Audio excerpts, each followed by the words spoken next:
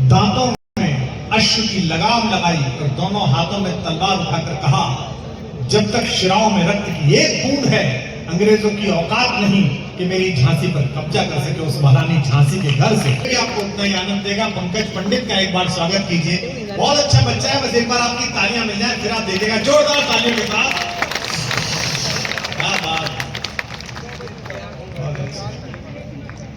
मगर तू भरवा इसमें नोट ही भरवा दिया। हाँ कुछ तो पेमेंट हो। ठीक है। माँ सरस्वती परम ब्रह्म ओम माता भारती के श्री चरणों में प्रणाम करता हूँ। आप सबकी पावन उपस्थिति को प्रणाम करता हूँ। परम श्रद्धेय आदरणीय डॉक्टर कुमार विश्वास सर की उपस्थिति है, उनकी पावन उपस्थिति को नमन करता हूँ, प्रणाम करता हूँ। एक जिम्मेदारी मेरे कंधों पर यह है कि पहली बार मैं आप सबके बीच में उपस्थित हूँ और पहली बार श्रद्धेय युग कवि डॉक्टर कुमार विश्वास जी के संचालन में कविता पढ़ रहा हूँ। मंच का सबसे छोटा विद्यार्थी हूँ। निवेदन केवल इतना करना चाहता हूँ, मेरा स्वर मेरा तेवर क्या है। मेरे सामने मेरी युवा पीढ़ी युवा तरुणाई दिखाई दे रही है। अभी प्रवीण भैया ने प्रेम के कुछ पन्ने पलटे, उसमें प्रेम की स्याही से लिखे हुए गीतों को आपके बीच में सुनाया, लेकिन मैं प्रेम की स्याही नहीं, खून की स्याही से लिखे हुए इतिहास के पन्ने पलटना चाहता हूं। और जिनके हाथ नहीं खुले, मेरे सामने मेरी युवा पीढ़ी बैठी है, जिसे अतीत की उपलब्धियां भी अपनी पीठ पर लाद कर लानी है, तो जिसे हिंदुस्तान के भविष्य का निर्माण भी करना है। जय जयकार होती है। और मेरे सामने खाकी वर्दी पहने पुलिस के अधिकारी बैठे हैं, मेरी बहनें बैठी हुई हैं। आपने श्रृंगार नहीं संघर्ष को चुना है, और मैं जिस बुंदेलखंड से आता हूं, मेरा मानना है कि नारी श्रृंगार से ज्यादा संघर्ष करती हुई अच्छी लगती है। निवेदन करना,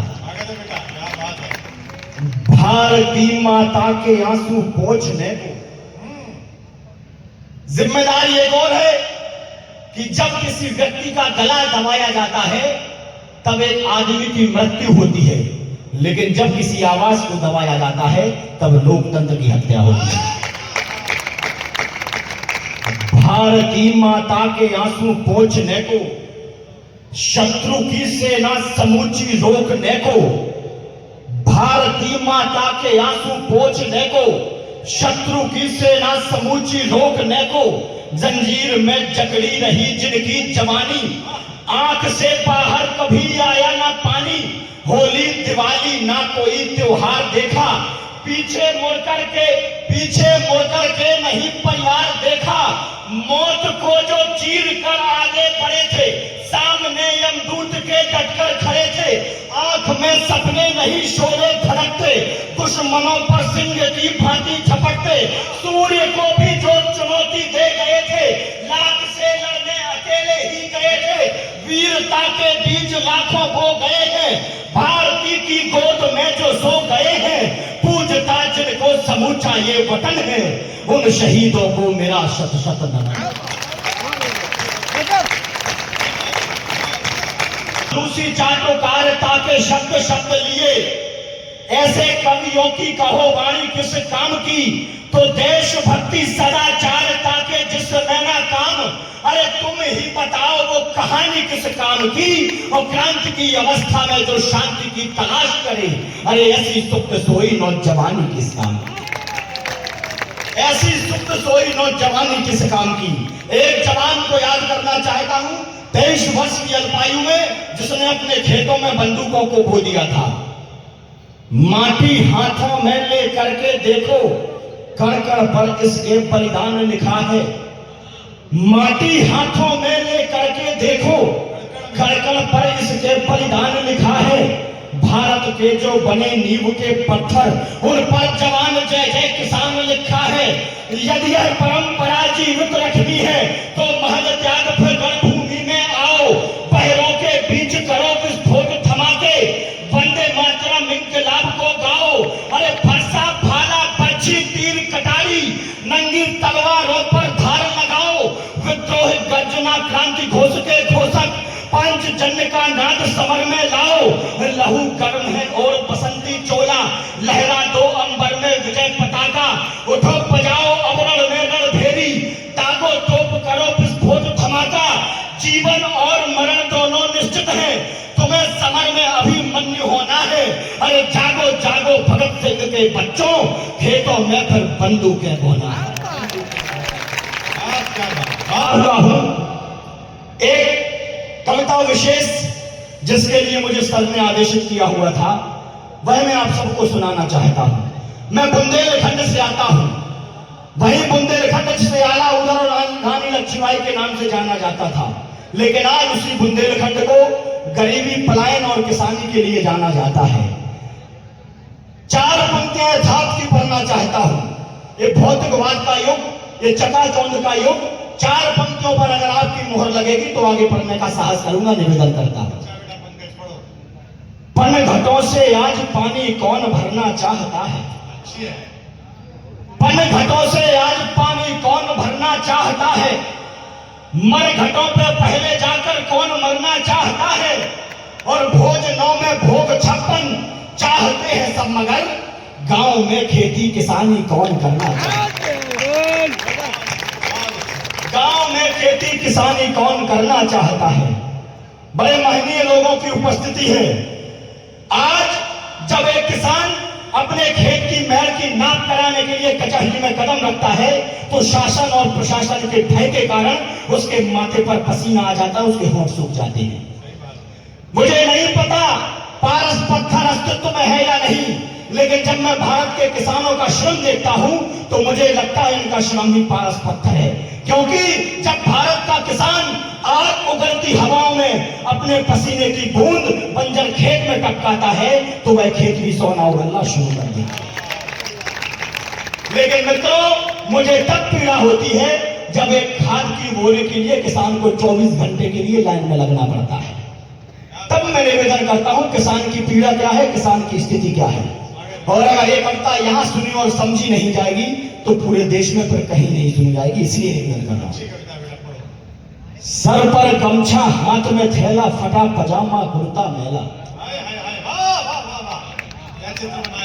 सर पर गमछा, हाथ में थैला, फटा पजामा, कुर्ता मैला, रिश्तों से परहेज नहीं, बेटी के लिए दहेज नहीं, आंखों से बहता निर्मल जल, पैरों में है टूटी चप्पल, कहते हैं लोग बड़े मजबूत कर लिए पसीने की खुशबू, निज भरते आंसू से गागर, हरधर सपनों का सौदागर, आभा में आंखें नीच रहे, वह खेत खून से सींच रहे, पीड़ाओं के वह मालिक है, सारी दुनिया के पालक है, संघर्षों के पर्यायी है, वे संतापों के भाई है, करुणा को पीने वाले हैं, घुट घुट कर जीने वाले हैं, मिट्टी में रहते सने हुए, सचमुच मिट्टी से बने हुए, पगडंडी पर जीवन बीता, भटकी जंगल जंगल सीता, खुशियां देहरी से लौट गई, वनवास राम को सौंप गई, जो राजनीति की भेंट चढ़े, दंगों में नंगे मिले पड़े, सत्ता के द्वारा चले गए और हार मानकर चले गए, न सुखद कोई परिणाम मिला, न पैरों को विश्राम मिला, दफ्तर के चक्कर काटे हैं,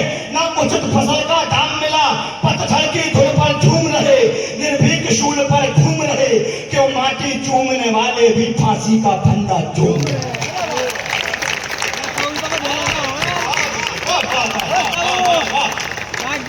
ये किसानों का इलाका है, यहाँ तो ताली बजनी चाहिए थी इस बात पर। वाह वाह वाह वाह, बहुत अच्छे, क्या बात है बेटा। क्यों माटी चूमने वाले भी फांसी का फंदा चूम रहे। ये खेती किसानी सरल नहीं, ये खेती किसानी सरल नहीं, मत घबराना यह गरल नहीं, पर इतनी भी आसान नहीं, मुरली की कोई तान नहीं। ये खेत किसानी सहनशील, वायु से ज्यादा गतिशील, पानी से ज्यादा प्यासी है, मन से ज्यादा अभिलाषी है, सपने को स्वप्न बनाती है, आंखों को बहुत रुलाती है, रंगहीन नहीं है धानी है, करती हरदम मनमानी है, सच में यह एक कहानी है, मृत्यु से कठिन किसानी है, मृत्यु से कठिन किसानी है।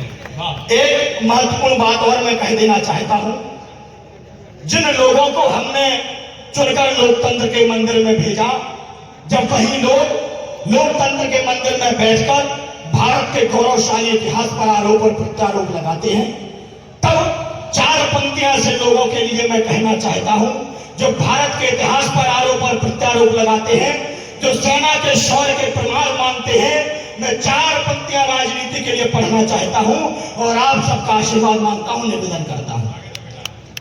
रण में जो हार मान ले वो वीर नहीं है, रण में जो हार मान ले वो वीर नहीं है, जो प्यास ना बुझा सके वो वीर नहीं है, कुर्सी पर बैठे नेता किसी भ्रम में ना रहे, सत्ता किसी के बाप की जागीर नहीं, सत्ता किसी के बाप की जागीर नहीं है। तब जब महाराणा सांगा और मेवाड़ राजवंश के ऊपर आरोप प्रत्यारोप लगाए जाते हैं, प्रश्न चिन्ह उठाए जाते हैं, तब मैं निवेदन करना चाहता हूं, इस मेवाड़ ने इस भारत भूमि के लिए क्या दिया है। मैं सत्य लिखूंगा, लिखने का विश्वास दिलाता हूं तुमको, मैं सत्य लिखूंगा, लिखने का विश्वास दिलाता हूं तुमको, इस दिव्य धरा का पावनतम इतिहास बताता हूं तुमको, ये कथा शौर्य की देशभक्ति का पाठ पढ़ाती है हमको, शस्य श्यामला धरती का भूगोल बताती है हमको, वो आवाजें जो टुकड़ों में खंडित करती चट्टानों को, यशगान देश का ठुकरा देता जय चंदी यशगानों को, वो योद्धा जिससे मुगल सल्तनत डरती थी वह खाती थी, भारत मां जिसके माथे पर साहस का तिलक लगाती थी, वो योद्धा अपने हाथों में प्राणों को लेकर चलता था, संकल्पवान संकल्पों को पग पग पर नहीं बदलता था, यह देश सदा सम्मान किया करता है वीर सपूतों का, मुगलों ने लोहा माना था राजस्थानी राजपूतों का, राजस्थानी राजपूतों को यह भूमि पुकारा करती थी और राजपुतानी मूछ मुगलियों को ललकारा करती थी, राजपुतानी मूछ मुगलियों को ललकारा करती थी। और याद करना, मेवाड़ वंश के महाराणा प्रताप को चार पंक्तियां और सौंपना चाहता हूं। ऐसे राणा ने शहंशाह के सम्मुख हाथ नहीं फैलाए, ऐसे राणा ने शहंशाह के सम्मुख हाथ नहीं फैलाए, केसरिया पगड़ी पर अपनी चांद सितारे नहीं लगाए, और देश समूचा दिल्ली के आदेशों को स्वीकार रहा था, एक अकेला राणा था जो अकबर को ललकार रहा था,